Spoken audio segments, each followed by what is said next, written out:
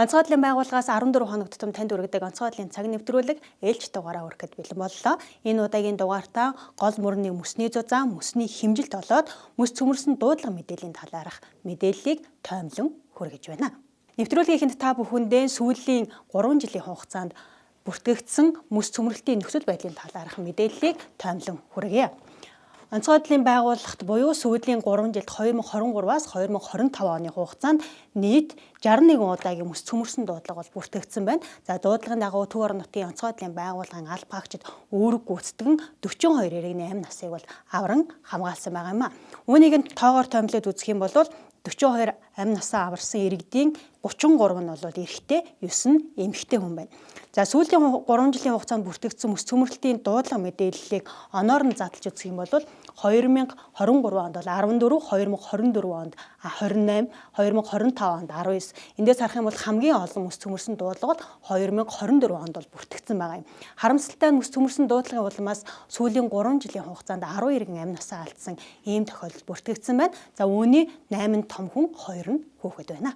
Үргэлжлүүлээд та бүхэндээ энэхүү сүүлийн 3 жилийн хугацаанд бүртгэгдсэн дуудлага мэдээллийн дийлэнх нь ямар аймагт ямар газарт бүртгэгдсэн болохыг тодруулан тоомлон хүргэж байна. За хамгийн их мөс цөмөрсөн дуудлагын хамгийн ихийг нь бол Хөвсгөл аймаг бол бүртгэгдсэн байна. Сүүлийн 3 жилийн хугацаанд 61 мөс цөмөрснөөс 18 нь бол Хөвсгөл аймагт, за Улаанбаатар хотод 9, Улс аймагт 6, Завхуу аймагт 6, Баян Улгийн аймагт 5, Хинтээ аймагт 4, Ховд аймагт 4, Дорнод аймагт нийт 3 буюу сүүлийн 3 жилийн хугацаанд мөс цөмөрсөн дуудлага бүртгэгдсэн аймагуудыг та бүхэндээ жагсаалтаар харууллаа.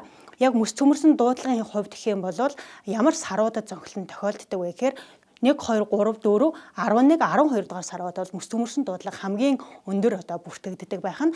Тухайлах юм бол дээрх саруудад Хөвсгөл аймагт бүртгэгдсэн 18 мөс цөмрөлтийн дуудлагын 14 нь гэхэд бол хамгийн их мөс цөмөрдөг сарууд буюу 1, 2, 3, 4, 11, 12 дугаар сард бол бүртгэгдсэн байна.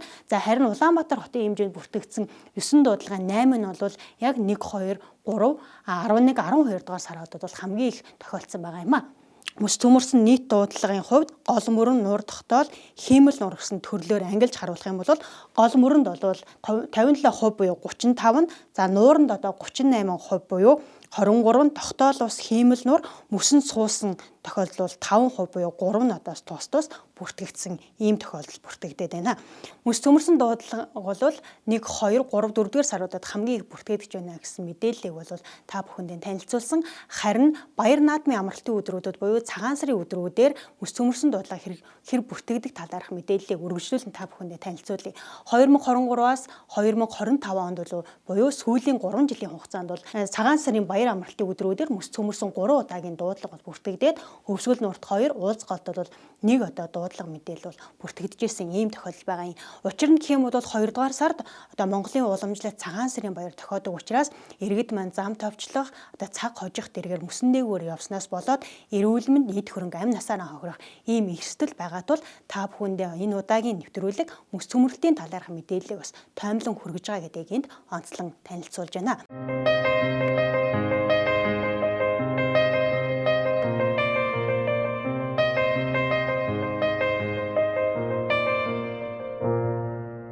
Үргэлжлүүлэн та бүхэндээ ус цагуур судалгаа мэдээллийн хүрээлэнгийн инженер Саран Тасралтаас зарим зүйлийг тодруулан хүргье. Ер нь өнөөдрийн байдлаар мөсний хэмжилтийн мэдээллийг та бүхэн хэрхэн хэмжиж олон нийтэд танилцуулдаг вэ?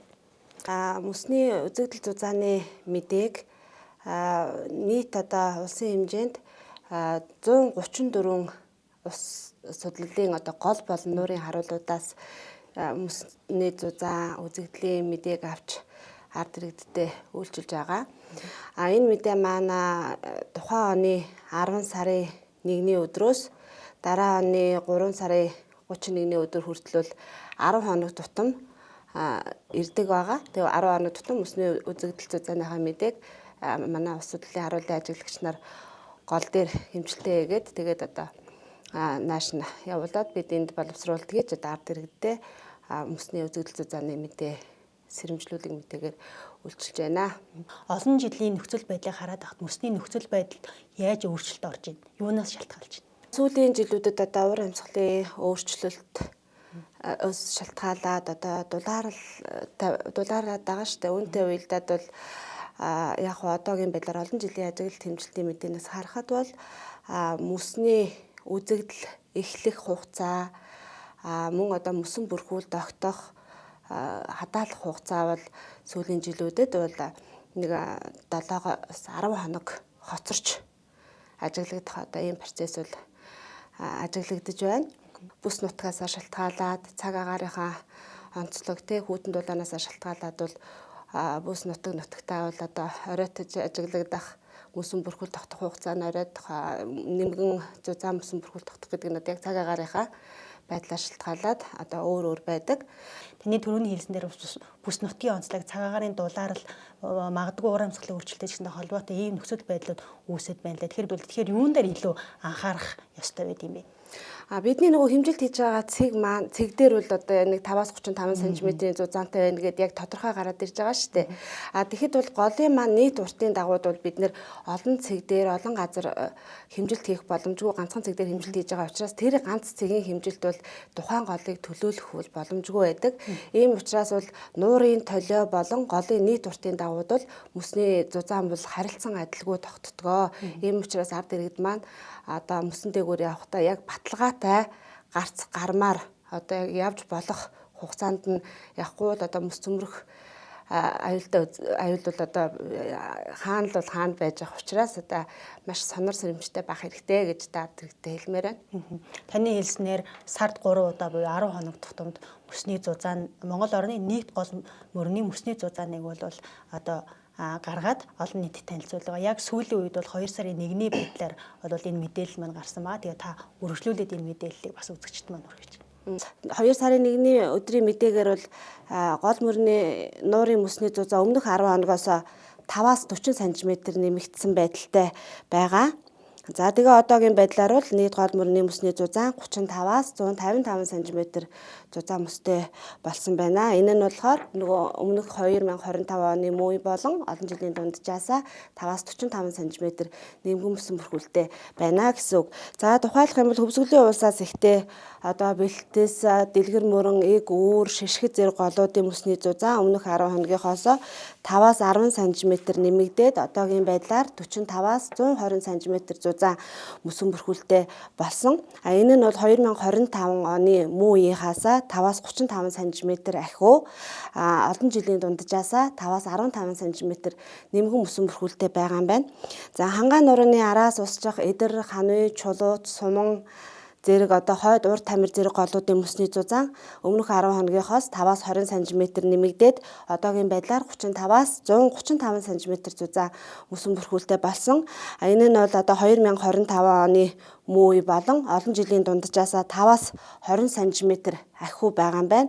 Гэсэн хэдий ч одоо ханвь болон одоо чулууд эдэр гол зүрх сум орчимд бол мөсний зузаан энэ олон жилийн дундаж болон өмнөх оны муу үеийнхээс 20-40 см-ээр нэмгэн мөсөн бүрхүүлтэй байна.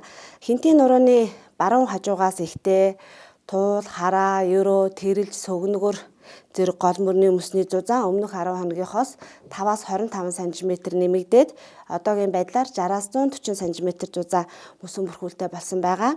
За энэ нь 2025 оны муу үе болон олон жилийн дунджаасаа 10-аас 45 см ахиу байна. Харин туул голын адаг буюу одоо заамар лүн сум орчимдоо 5-аас 25 см нэмгэн мөсөн бүрхүүлтэй байна. За сэлэн мөрөн орхон голын нийт уртын дагууд мөсний зузаан өмнөх 10 хоногоос 5-аас 15 см нэмэгдээд одоогийн байдлаар бол 55-аас 115 см зузаан мөсөн бүрхүүлтэй болсон. Энийг одоо энэхүү мөсний зузааныг 2025 оны муу үе болон олон жилийн дундчтай нь харьцуулахаар 5-аас 15 см ахиу харин одоо сэлэнг орхон голын дунд болон адаг хэсгээр бол олон жилийн дунджаасаа 5-аас 20 см нэмгэн мөсөн бүрхүүлтэй байна. За хинтийн нурууны зүүн хажуугаас усчих хэрлэн, байлж, онон, улд зэрэг голууд мөн түнчлээ одоо их хянганы нуруураас ихтэй галах голын дагууд бол мөсний зузаан өмнөх 10 хоногоос 5-аас 15 см нэмэгдэж одоогийн байдлаар 80-аас 120 см зузаан мөсөн бүрхүүлтэй болсон байгаа. За энэ хүн мөсний зузааныг нь одоо олон жилийн дундаж болон 2025 оны мөн үетэй харьцуулах юм бол 5-аас 45 см ахиу байна. Харин онон байлж барах голын мөсний зузаан олон жилийн дунджаасаа 5-аас 10 см нэмгэн мөсөн бүрхүүлтэй байгаа юм байна. За алтай нуруунаас ихтэй хоовод, буянд, булган, харбууд, турган, долоо нуур, за тэгээд сагсай, чигэртэй зэрэг голуудын мөсний зузаан өмнөх 10 хоногоос 5-аас 15 см нэмэгдээд одоогийн байдлаар 40-оос 125 см зузаан мөсөн бүрхүүлтэй болсон. Энэ нь бол 2025 оны мөн үе болон олон жилийн дунджаасаа 5-аас 40 см нэмгэн мөсөн бүрхүүлтэй байна. Харин ховд голын дагууд болон булган голын дагууд бол 15-аас 45 см ахиу зузаантай мөсөн бүрхүүл тогтсон байдалтай байна.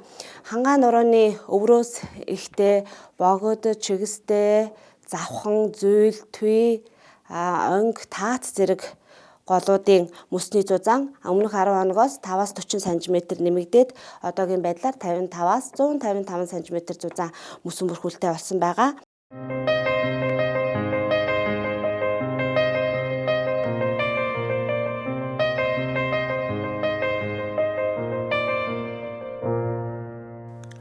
Монгол орны хэмжээнд мөс цөмөрсөн дуудлага хамгийн их эзэлж байгаа Хөвсгөл аймгийн хувьд гэх юм бол өвөл одоо Хөвсгөл нуурт хар болон цагаан хэл гардаг ийм онцлогтой юм байна. За мөн одоо тухайн нуурын онцлогоос шалтгааллаад одоо зорчиж болохгүй хэсэг одоо гарц гармыг бас байрлуулж одоо урьдчилан сэргийлэх ажлыг бол тухайн аймгийн онцгой байдлын газар мөн харьяа байгууллагууд бол гүйцэтгэн ажилладаг. Тиймээс үргэлжлүүлэн та бүхэндээ хар цагаан хэллийн онцлог болоод урьдчилан сэргийлэх мэдээллийг хүргье. Хөвсгөл нуурын мөсний зузааныг 75-аас 80 см-ийн зузаантай байдаг бол 2026 оны 1-р сарын 20-ны өдрийн байдлаар 70 орчим см-ийн зузаантай байна. Энэ нь бол нэг дунджаас нэг 5-аас 10 см-ээр бага байна гэсэн үг. За цагаан хэл маань бол одоо мөсөн бүрхүүлийн шилж хөдөлгөөний улмаас одоо мөс хэсэг зурс газраар хагарч шахалдаад одоо овоорсон мөсийг бол цагаан хэл гэдэг байгаа. Харин одоо хагарсан мөс хоёр тийш ангаач одоо ангаан завсар гаш дундуур нь одоо ус нь мэлтэлцэж байхыг бол хар хэл гэдэг. Энэ хар хэл нь бол ойртож очихоос нааш бол нүдэнд харагддаг маш аюултай юм мөсний үзэгдэл байдаг. За цагаан хэлний тухайд бол бас мөн л одоо их хэмжээгээр овоорсон үед бол машин тэрэг зорчиход бас мөн маш хүндрэлтэй болдог ийм мөсний үзэгдэл байдаг. Аюулгүй гэдэг боловч одоо бас тийм хүндрэлтэй болгодог. Тэр машин тэрэг зорчиход хүндрэлтэй болгодог юм мөсний үзэгдэл байдаг. За одоо хил нэг газараа гардаг гэж одоо орон нутгийн иргэд бол ярьдаг. Энэ нь болохоор нуурын ёроолын хэлбэр буюу одоо хотгор үдгэрийн хэлбэрээс шалтгаалаад бол хар цагаан хэл маань нэг газараа гардаг байгаа.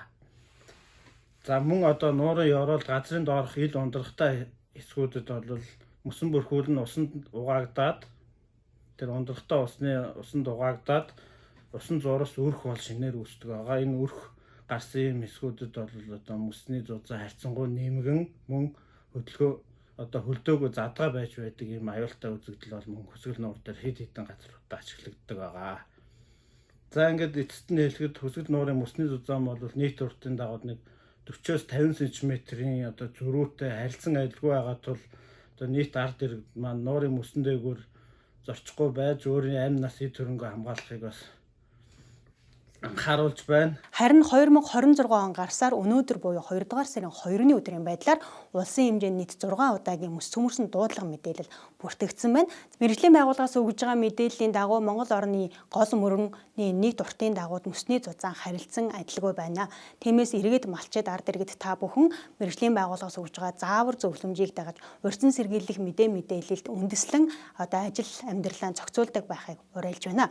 Учир нь гэх юм бол иргэд өөрсдийн одоо анхаарал болгоомжгүй байдлаас мөсөн дээгүүр зочсноос болж эрүүл мэнд эд хөрөнгө цаашлаад амь насаараа хохирох тохиолдол бүртгэгцээр байгаа юм а.